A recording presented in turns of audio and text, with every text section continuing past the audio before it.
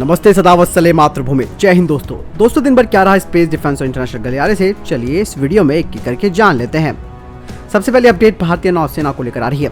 भारतीय नौसेना अपनी योजनाओं को विस्तार दे रही है और ऐसे में HAL और रोल्स रॉयस ने एक समझौते पर हस्ताक्षर किए हैं, जो भारत में रोल्स रॉयस MT-30 समुद्री इंजनों के लिए पैकेजिंग, उनकी स्थापना, ओवरहॉलिंग और सर्विस का समर्थन करेगा। और इस MOU के तहत दोनों ही एक ही छत के नीचे मरीन एप्लीकेशंस पर काम करेंगी।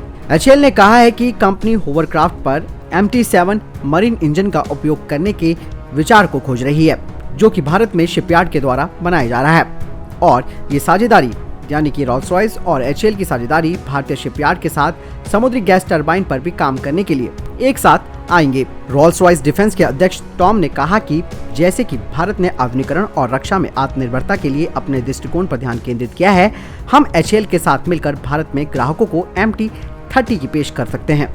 ये भविष्य में नौसेना प्लेटफॉर्म के लिए डिजाइन किया गया है और MT-30 पूरी तरह से भारतीय नौसेना की वर्तमान और भविष्य की जरूरतों को पूरा करने के लिए सुसज्जित है। भारतीय नौसेना 4 दशकों से अधिक युद्धपोत प्रपल्जन के लिए गैस टरबाइन तकनीक का उपयोग कर रही है, जिसके आपूर्तिकर्ता यूक्रेन था। गैस टरबाइन के अपने कई फायदे हैं, जैसे कॉम्पैक्टनेस, जहाज पर उपयोग में आसानी आदि, जिसके कारण ये युद्धपोतों के लिए एक पसंदीदा प्रपल्जन बना हुआ है।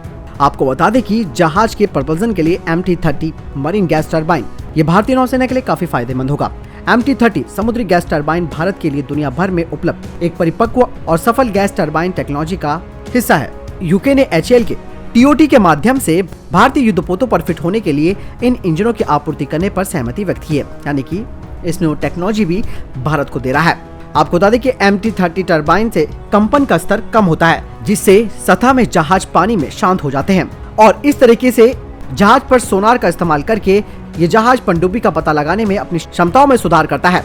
आपको बता दें कि यूके की रोल्स रॉयस ने भी अपने 65,000 टन के विमान वाहक पोत HMS क्वीन एलिजाबेथ में MT-30 समुद्री गैस टरबाइन का उपयोग करती है, यानी कि अब HAL रोल्स रॉयस के साथ MT-30 समुद्री गैस टरबाइन का निर्माण करेगा, वो भी तकनीकी हस्तांतरण के साथ। अगली अपडेट भारतीय सेना के लाइट टैंक्स को लेकर आ रही है। दोस्तों, जैसे कि मैंने आपको बताया था कि भारतीय सेना नए लाइट टैंक्स को लेना चाहती है और ऐसे में जो RFI है उसमें क्या लिखा हुआ है वो बात अब हमारे सामने आई है। नई पीढ़ी के लड़ाकू वाहन प्लेटफॉर्मों के अलावा इस अनुबंध में अब ट्रांसफर ऑफ टेक्नोलॉजी भी इसमें शामिल किया गया है। इसके अलावा इंजीनियरिंग सपोर्ट पैकेज, रखरखाव, लॉजिस्टिक और सभी प्रकार की टेक्नोलॉजी और इसके अलावा प्रशिक्षण आवश्यकताओं को भी कवर किया गया है। सेना पर्याप्त मारक क्षमता, सुरक्षा, निगरानी और संचार क्षमताओं के साथ साथ अलग अलग इलाकों में ऑपरेशन को अंजाम देने के लिए एक बेहतरीन और अलग अलग क्षमताओं वाले अपग्रेडेड लाइट टैंक को चाहती है, जिनका वजन 25 टन से अधिक नहीं होना चाहिए। टैंक को एंटी एयरक्राफ्ट और ग्राउंड में भूमिका के लिए कई हथियारों को ले जाने में सक्षम होना चाहिए, जो कि रिमोट कंट्रोल वेपन स्टेशन के साथ साथ अलग अलग कैलिबर की सहायता से किया जा सके और गन ट्यूब के साथ आधुनिक एडवांस मल्टीपर्पज आइटॉन्स, स्मार्ट म्यूनिशन और anti tank guided missile launch करने के लिए इसमें क्षमता होनी चाहिए। इसमें टैंक, UAV और किसी सॉफ्ट स्किन वाले वाहनों को खत्म करने की क्षमता होनी चाहिए। यही नहीं, इसमें ऑटोमोटिव और गन कंट्रोल सिस्टम के अलावा कई अन्य सिस्टम और सब सिस्टम भी होने चाहिए, जो कि इस प्लेटफॉर्म के संचालन को और आगे बढ़ाए। साथ ही इसमें थर्मल नाइट फाइटिंग कैपेबिलिटीज भी होनी चाहिए, ताकि ये रात में भी लड़ सके। यही नहीं, इस RFI में ये भी कहा गया है कि इलेक्ट्रॉनिक वॉरफेयर में टैंक में आक्रामक और रक्षात्मक इलेक्ट्रॉनिक काउंटर मेजर्स और काउंटर मेजर्स इसमें होने चाहिए। ये एंटी ड्रोन क्षमताओं और UAV जैमर से भी लैस होना चाहिए और ये सारी की सारी प्रक्रिया TOT के माध्यम से पेश की गई है। और इस RFI को जमा करने की जो अंतिम तिथि है वो 18 जून 2021 है, यानी कि RFI में इन लाइट टैंक्स की क्या क्षमताएं होनी चाहिए उसके बारे में अब ये बात सामने आ चुकी है। अगली अपडेट की बात करते हैं तो वो DRDO को लेकर आ रही है। DRDO के द्वारा विकसित की गई पहली स्वदेशी मशीन पिस्टल ASMI का 25 प्री प्रोडक्शन मॉडल्स को भारतीय सेना में ट्रायल्स के लिए भेजा जाएगा और ये भारतीय सेना के 9mm पिस्टल की जगह लेगी। साथ ही DRDO ने कहा है कि मशीन पिस्टल 100 मीटर की दूरी तक फायर कर सकती है और ये इजराइल की UG सीरीज गन की श्रेणी में है। प्रोटोटाइप ने अपने विकास के अंतिम 4 महीनों में 300 से अधिक राउंड फायर किए हैं। अगली अपडेट नेपाल को लेकर आ रही है। नेपाल के काठमांडू को जुमला नदी की चांदनाथ नगर पालिका में भारत की मदद से रिहेबिलिटेट छोटी पनबिजली संयंत्र का उद्घाटन किया गया है। ये लघु पनबिजली संयंत्र 26.39 मिलियन की भारतीय वित्तीय सहायता से बनाया गया था। पुनर्निर्माण के बाद इसका उद्घाटन भारत के दूतावास के द्वारा किया गया था। 200 वाट की बिजली उत्पादन क्षमता वाले इस लघु हाइड्रो पावर प्लांट को 1983 में नेपाल विद्युत प्राधिकरण द्वारा भारत की मदद से बनाया गया था, लेकिन प्राकृतिक आपदा के कारण पावर प्लांट क्षतिग्रस्त हो गया था। इसके बाद यूजर कमेटी, स्थानीय लोगों और डीसीसी जुमला ने हाइड्रो पावर प्लांट के पुनर्वास के लिए भारत से मदद का अनुरोध किया, जिसे भारत सरकार ने स्वीकार भी किया और वित्तीय सहायता भी उपलब्ध कराई। नेपाल भारत विकास सहयोग योजना के तहत भारत सरकार के अनुदान का उपयोग जलाशय के टैंक और छोटे हाइड्रो पावर प्लांट के पुनर्वास के लिए किया गया। अगली अपडेट भारत और ग्वाटेमाला को लेकर आ रही है।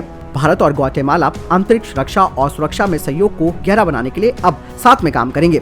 आपको बता दें कि भारत और दक्षिणी अमेरिकी राष्ट्र ग्वाटेमाला ने दूसरे विदेश कार्यालय परामर्श अपने सेकंड फॉरेन ऑफिस काउंसिलेशंस FOC के लिए मुलाकात की, जहां विज्ञान और प्रौद्योगिकी, चिकित्सा, पर्यटन, कृषि, अंतरिक्ष ऊर्जा, शिक्षा, स्वास्थ्य के क्षेत्रों में सहयोग करने के लिए ध्यान केंद्रित किया। अंतरिक्ष के क्षेत्र में ग्वाटेमाला भारत के साथ काम करने को लेकर उत्सुक है, जिसमें कि मैनेजमेंट ट्रेनिंग के साथ साथ रिमोट सेंसिंग ट्रेनिंग भी शामिल होगी। यही नहीं, दोनों देशों ने व्यापार संबंधों के विस्तार के लिए अन्य क्षेत्रों का पता लगाने का भी फैसला किया है। अगली अपडेट तुर्की और पाकिस्तान को लेकर आ रही है। तुर्की ने पाकिस्तान की नौसेना के लिए तीसरे जिन्ना क्लास मिलगेम कोवेट पर काम करना शुरू कर दिया है। आपको बता दें कि जुलाई 2018 में तुर्की के सैन्य कारखाने और शिपयार्ड मैनेजमेंट कॉर्पोरेशन और पाकिस्तानी राष्ट्रीय रक्षा मंत्रालय और कराची शिपयार्ड के बीच 4 मिलगम श्रेणी के जहाजों के निर्माण के लिए अनुबंध पर हस्ताक्षर किए गए थे। अनुबंध में तुर्की में 2 और Karachi shipyard and engineering works में 2 कॉर्वेट बनाने का निर्माण इसमें शामिल है। पाकिस्तान की नौसेना वर्तमान में कई अत्याधुनिक प्लेटफॉर्मों को खरीदने के साथ साथ अपने बेड़े का एक महत्वपूर्ण नवीनीकरण कर रही है। तुर्की से इन कॉर्वेट के अलावा पाकिस्तान चीन से नए फ्रिगेट और नीदरलैंड से OPV कमीशन करेगा। इसके अलावा वो अपनी पनडुब्बियों का आधुनिकीकरण भी कर रहा है।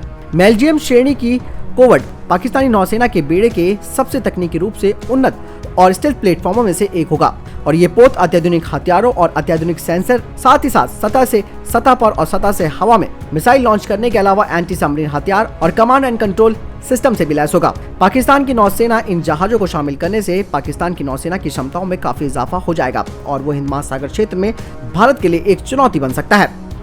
तो दोस्तों, ये थे अभी तक के टॉप डिफेंस और स्पेस अपडेट्स। वीडियो के संबंध में कोई प्रश्न, जवाब है, आपको कोई सवाल है, आप कमेंट सेक्शन में लिखकर जरूर पूछ सकते हैं। बहरहाल इस वीडियो के लिए इतना ही। मिलता हूं नए वीडियो के साथ, तब तक अपना ख्याल रखिएगा। जय हिंद, जय भारत।